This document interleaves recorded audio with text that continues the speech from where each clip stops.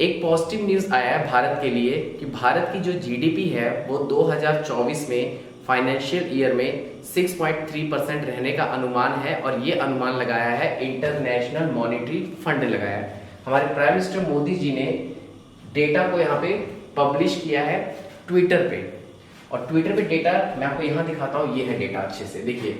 2024 में भारत की जीडीपी कितने रहने का अनुमान है? 6.3%, और चाइना का 4.2, हमसे कम, और यूएसए सुपर पावर देश है, इसका जस्ट 1.5%। देखिए यहाँ पर अगर मैं आपको कंपेयर करके दिखाऊं चाइना का और भारत का, तो देखिए भारत का जीडीपी अभी कितना है परसेंट अनुमान लगाया गया है? 6.1%। जो डेटा एग्जैक्ट आ जाएगा मार्च में 2024 में कि ये 6% है, कम है या ज्यादा है। फिलहाल अनुमान है 6.1%, और 2023 में कितना हो जाएगा, सॉरी 24 में कितना हो जाएगा? 6.3%। और चाइना की अगर बात करें तो चाइना का 2023 का 5.0%, और इंटरेस्टिंग फैक्ट देखिएगा, और चाइना का जीडीपी कितना है 2024 में? 4.2%। इसका मतलब भारत की जो जीडीपी ग्रोथ रेट है वो बढ़ने वाली है 0.2% से, बट चाइना की जीडीपी ग्रोथ गिरने वाली है। इसका मतलब ये हुआ कि आने वाले समय पे भारत सबसे उभरती हुई और तेजी से बढ़ती हुई अर्थव्यवस्था होगी। ज्यादा से ज्यादा इन्वेस्टर आएंगे यहाँ पे, अपना इन्वेस्ट करेंगे मनी। और ये बात कहा भी है आईएमएफ ने कि बेस्ट डेस्टिनेशन है इन्वेस्टमेंट करने के लिए भारत। और मैं आपको एक बात बताता हूँ, सऊदी अरेबिया का जो 2022 में अगर आप डेटा देखेंगे तो सऊदी अरेबिया का 8.7% से बढ़ रहा था, और इंडिया का जो बढ़ रहा था वो 7.2% से बढ़ रहा था। तो उस टाइम सभी बोल रहे थे कि सऊदी अरेबिया देखिए बहुत ज्यादा ग्रोथ है, बट एक्चुअली हुआ क्या था, उस टाइम रशिया और यूक्रेन का वॉर स्टार्ट हुआ था, तो ऑयल का प्राइस एकदम से बढ़ गया था, इसलिए जीडीपी में इसकी ग्रोथ रेट बढ़ गई थी। पर इन्वेस्टर ज्यादा पैसा नहीं लगाते हैं जब जीडीपी बढ़ रहा होता है, क्योंकि उनको डाउट होता है कि मार्केट में ऑयल का प्राइस बढ़ेगा या घटेगा। बट आपको पता है इंटरेस्टिंग फैक्ट, 2023 में और 2024 में जो प्रेडिक्शन किया गया वो लगभग कितना किया गया है? सऊदी अरेबिया का 0.8%। 24 में देखिए कितना कम प्रेडिक्शन किया गया है, 0.8, इतना ज्यादा फॉल, जबकि इंडिया का कितना किया गया? 6.3%। अब जीडीपी बढ़ती है तो देश मजबूत होता है। जैसा कि आप जानते होंगे हमारे प्राइम मिनिस्टर मोदी जी ने कहा था कि 2047 तक भारत को क्या बनाना है? Develop country. और 2025 तक हमने क्या टारगेट रखा है कि भारत दुनिया की थर्ड अर्थव्यवस्था बन जाएगी, यानी हम $5 ट्रिलियन अचीव कर लेंगे। तो ये तो हमारे लिए पॉजिटिव न्यूज है, जिससे हम पूरे वर्ल्ड में थर्ड नंबर पे आ जाएंगे अर्थव्यवस्था के मामले में। फिलहाल अभी हम 5वें नंबर पे हैं।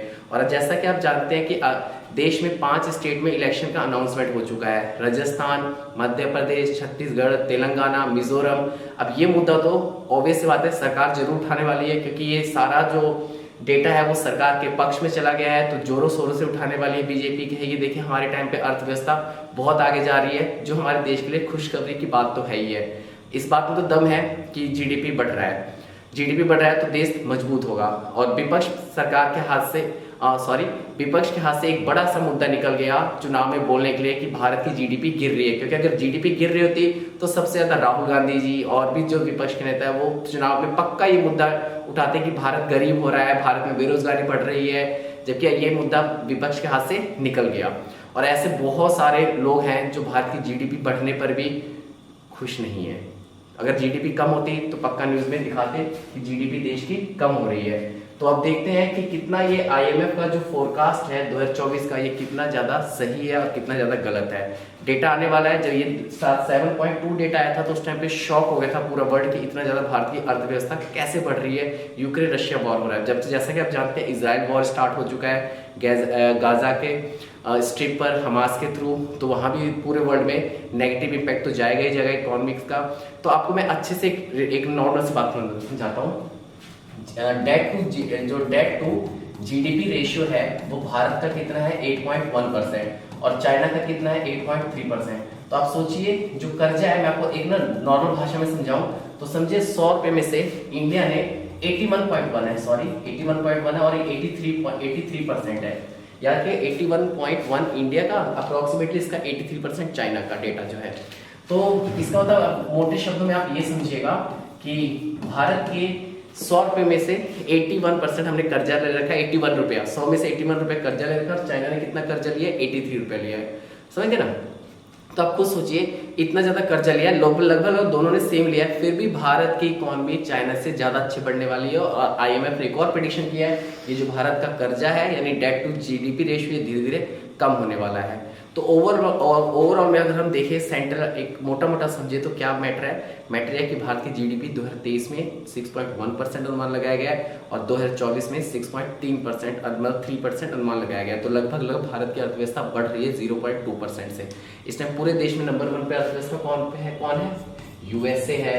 दूसरे पे कौन है बता सकते हैं आप? गुड, सही बता रहे हैं, चाइना है। तीसरे पे कौन है बताइए जल्दी से? जर्मनी है। चौथे पे कौन है बताइए? जापान है। आपको पता है मैंने डेटा गलत बताया है, ये तीसरे पे है जापान और चौथे पे कौन है? जर्मनी और पांचवे पे कौन है?